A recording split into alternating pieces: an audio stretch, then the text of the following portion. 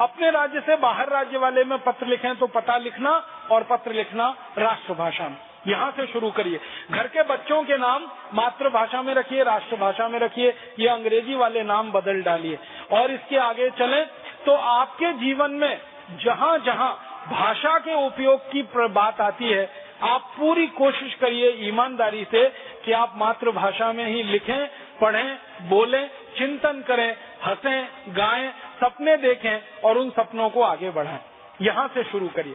फिर इसी तरह से एक दूसरी शुरुआत करिए कि वस्त्र के स्तर पर, भूषा के स्तर पर भारतीय हो जाइए। अंग्रेजी भूषा को जितना जल्दी छोड़ सकें छोड़ दीजिए। कोट है, पैंट है, टाई है, 3 पीस सूट है, ये आपकी जरूरत नहीं है। आप अपने भारतीय परिवेश में आ जाइए, भारतीय परिधान में आ जाइए, लुंगी में आ जाइए, धोती में आ जाइए, कुर्ता आ जाइए, पजामा आ जाइए।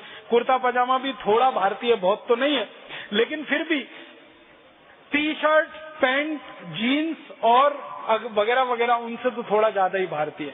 तो भूषा के स्तर पर थोड़े भारतीय होने की कोशिश करिए। मोजे और जूते पहनना कम से कम कर दीजिए। कम से कम साल में 15-20 दिन जब बहुत ठंड पड़ती हो तभी पहनिए, बाकी दिन तो खुले हुए चप्पल ही आपके लिए सबसे ज्यादा अच्छे हैं। और चप्पलें खरीदिए तो विनम्रता पूर्वक उस व्यक्ति को पूछिए कि ये मरे हुए स्वाभाविक मृत्यु वाले जानवर से बनाया हुआ है, उसके चमड़े का है, या इसको काटकर बनाए गए जानवर के चमड़े का। अगर काटकर बनाए गए जानवर के चमड़े का है, कत्ल करके जानवर के चमड़े से वो बनाया गया, उसको छोड़ दीजिए। उससे अच्छा है जो स्वाभाविक मृत्यु से मरा है उसका पहने, रबर का पहने, लकड़ी का पहने, तो वो तो उपलब्ध ही है सब जगह। इसी तरह से और थोड़ा आगे बढ़ें। अपने बच्चों का जन्मदिन मनाएं तो अंग्रेजी तरीके से मत मनाइए। परम पूजनीय स्वामी जी ने कहा कि मोमबत्ती लगाना, फिर उसको फूंक मार के बुझाना। अब बुझाना ही था तो जलाया क्यों उसको, वो तो बुझा ही हुआ था पहले से। और हमारे यहाँ तो जलता हुआ दीपक बुझाते हैं तो किसी की मृत्यु पे ही होता है, जन्मदिन के समय तो ये नहीं होता। तो ये मोमबत्ती जलाना फिर उसको बुझाना, इस पद्धति से जन्मदिन मत मनाइए। जन्मदिन मनाना है तो दीपक जलाइए, यज्ञ करिए, हवन करिए, ऐसे कुछ अच्छे काम करिए, पेड़ लगाइए, पर्यावरण को हरा भरा बनाइए।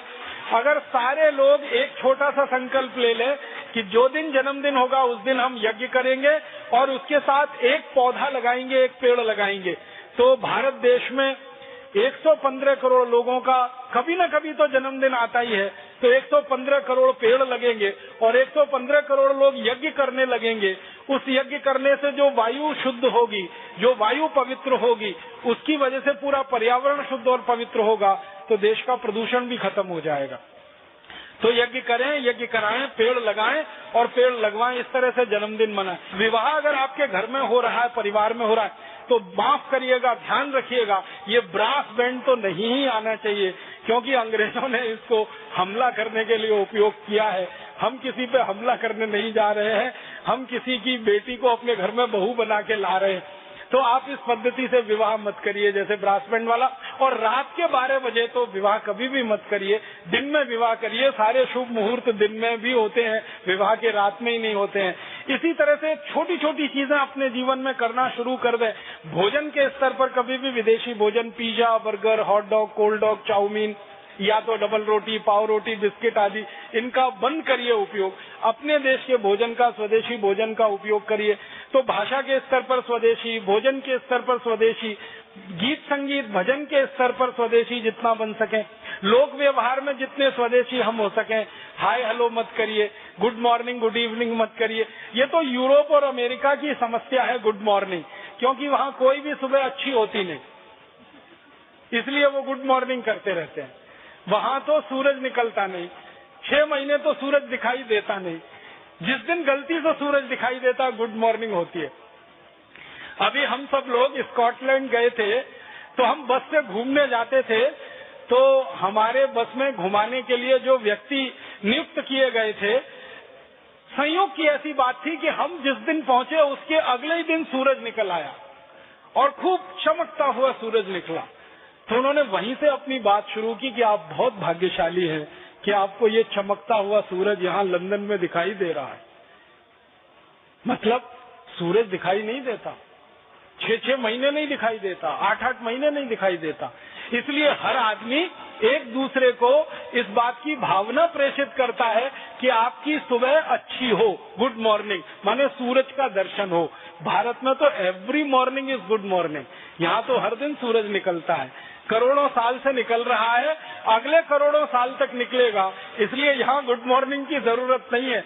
हमारे यहाँ तो नमस्ते है, ओम है, शुभ प्रभात है, इतने अच्छे शब्द हैं। और वहाँ गुड इवनिंग और गुड नाइट भी इसलिए की जाती है, कोई नाइट अच्छी नहीं होती, पता नहीं किस रात को ठंडी हवाएं चल जाए, किस रात को बर्फ गिर जाए, इसलिए गुड नाइट की बात करते हैं। यहाँ तो every night is good night. तो हर सुबह अच्छी है, हर शाम अच्छी है। तो आप ये गुड मॉर्निंग गुड इवनिंग के चक्कर में मत फंसिए, अंग्रेजों की नकल मत करिए। और ये हाय हेलो तो बहुत ही खराब है। हम तो हाय हाय करके छाती तब पीटते जब कोई मरता है हमारे घर में। यहाँ एक दूसरे को अगर अभिवादन कर रहे हैं तो हाय, वो हाय हाय, मैंने पता नहीं उसका कौन मर गया, हमारा कौन मर गया। ये हाय हाय मत करिए, हेलो मत करिए। अपने पास बहुत अच्छा बहुत सुंदर शब्द है ओम, उसका उच्चारण करिए। फोन पर भी वही बोलिए और मिलते हैं तो आपस में वही बोलिए। तो अपने जीवन से शुरू करिए। आपके जीवन से जब ये छोटी छोटी चीजें शुरू हो जाएंगी और सामने वाला उनको देखेगा तो प्रभावित होगा, फिर वो भी आपके जैसा ही बनेगा। जैसे ही वो आपके जैसा बनना शुरू होगा, वो भी भारत स्वाभिमान में जुड़ता जाएगा। तो आप प्रत्यक्ष रूप से करोड़ों लोगों को भारत स्वाभिमान से जोड़ सकते हैं, परोक्ष रूप से भी करोड़ों लोगों को भारत स्वाभिमान से जोड़ सकते हैं। आपके आचरण से किया हुआ एक काम, श्रद्धेय आचार्य जी बार बार एक बात कहते हैं कि हम अगर एक काम करें वो लाखों शब्दों से बड़ा होता है। तो हमारे आचरण में एक चीज हमने उतारी और सामने वाले को वो दिखाई दी, तो हमारे लाखों शब्दों पर वो भारी पड़ेगा। एक छोटा सा काम जो आचरण में उतार कर हम करेंगे। तो ये भारतीयता और स्वदेशीपन आपके आचरण में आ जाए तो अंग्रेजियत और विदेशीपन हमारे इस समाज व्यवस्था से हमेशा के लिए निकल जाएगा। इसका मुझे पूरा विश्वास है और हम सब इस विश्वास पर खरे उतरेंगे और ईश्वर हमको शक्ति देंगे इस काम को करने के लिए, ताकि हम सफल हों, हमारा अभियान ये भारत स्वाभिमान सफल हो। आपका आभार, धन्यवाद। अपने राज्य से बाहर राज्य वाले में पत्र लिखें तो पता लिखना और पत्र लिखना राष्ट्रभाषा में। यहाँ से शुरू करिए।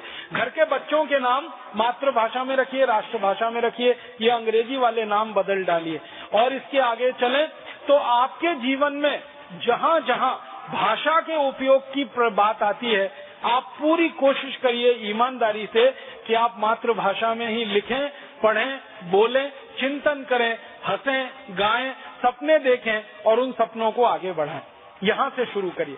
फिर इसी तरह से एक दूसरी शुरुआत करिए कि वस्त्र के स्तर पर, भूषा के स्तर पर भारतीय हो जाइए। अंग्रेजी भूषा को जितना जल्दी छोड़ सकें छोड़ दीजिए।